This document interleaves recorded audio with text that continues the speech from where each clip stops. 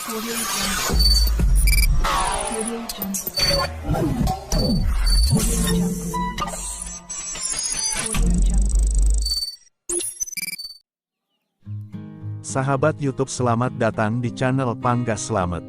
Sahabat YouTube, jagung kering merupakan salah satu komoditas pasar unggulan di dalam negeri kita.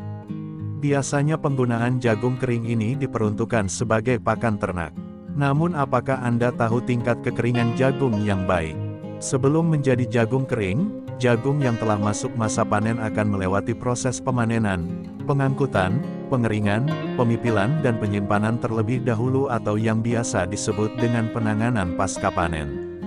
Kadar air jagung kering. Penanganan pasca panen ini bertujuan untuk mendapatkan butiran jagung yang berkualitas baik, dimulai dengan menentukan umur panen yang tepat, mengurangi penyusutan selama pemanenan dan perontokan, lamanya penjemuran dan proses penyimpanan yang benar untuk mendapatkan hasil yang maksimal dan harga jual yang tinggi.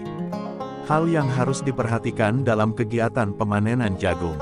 Penentuan waktu panen yang tepat akan sangat mempengaruhi mutu biji jagung.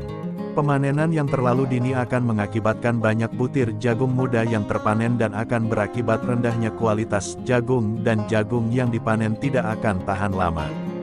Terlalu lama waktu pemanenan juga akan menurunkan kualitas dan juga hasil panen yang akan berkurang. Ciri jagung yang siap panen ditandai dengan menguningnya daun dan batang tanaman. Selain itu juga akan berwarna kecoklatan yang menjadi indikator bahwa kadar air jagung tersebut sekitar 35–40%. Pemanenan yang optimum adalah cara untuk mendapatkan hasil panen yang maksimal. Kadar air jagung yang baik pada pemanenan yang optimal sesuai untuk konsumsi sebagai pangan, pakan dan industri. Kegiatan panen yang ditunda akan berpengaruh menurunkan kualitas jagung. Hal ini perlu dihindari agar jamur dan cendawan tidak tumbuh. Hal ini juga bertujuan untuk mencegah menghitamnya warna biji jagung atau kehijauan dan putih. Jenis jamur yang biasa menyerang jagung adalah Aspergillus sep yang akan menghasilkan senyawa bersifat racun aflatoksin yang bila terkonsumsi maka akan sangat berbahaya untuk kesehatan kita. Jagung yang dipanen di usia muda biasanya digunakan sebagai bahan untuk sayur, yang mana kondisi tongkil jagung yang masih muda masihlah lunak.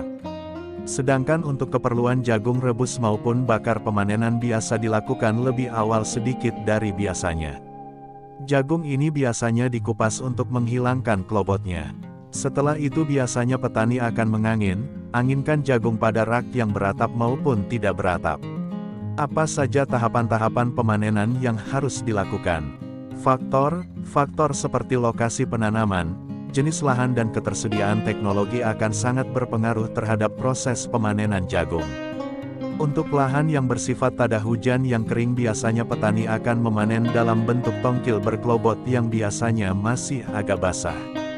Hal ini disebabkan karena proses panen yang dilakukan pada musim hujan, di mana pada kondisi tersebut kadar air berkisar antara 35–40%. Namun pada sawah irigasi, pemanenan dalam bentuk klobot di mana pemanenan dilakukan pada bulan kering memiliki kadar air yang lebih rendah, yaitu antara 25–30%.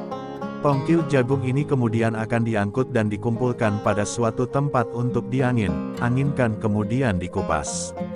Setelah itu jagung akan melewati tahap pengeringan hingga siap dipipil. Jagung dengan kadar air yang biasanya berkisar antara 17–20%. Biasanya para petani sering menggunakan kira saja dalam menentukan kadar air ini, dan bila tidak biasa maka akan berpengaruh pada kadar air jagung yang salah. Namun kini sudah tersedia alat ukur yang dapat digunakan untuk mengukur kadar air pada jagung. Alat ini disebut dengan Moisture Meter JV006 yang merupakan alat ukur digital yang digunakan untuk mengukur kadar air jagung dengan tepat. Sahabat YouTube, itulah sedikit informasi tentang kadar jagung kering dan alat ukurnya. Semoga bermanfaat. Salam sukses petani Indonesia.